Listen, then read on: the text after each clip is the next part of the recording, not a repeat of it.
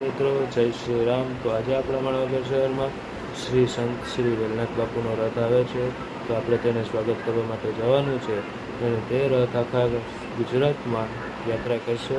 તો આજે આપણા માણાવદર શહેરમાં પધારે છે, તો આપણે તેનું સ્વાગત કરવા માટે જઈએ છીએ. જય શ્રી રામ. હેલો મિત્રો, તો આવી ગયો છે સંત શ્રી વેલનાથ બાપુનો રથ. તમે જોઈ શકો છો તેમના સ્વાગતમાં ફટાકડા ફોડવામાં આવે છે.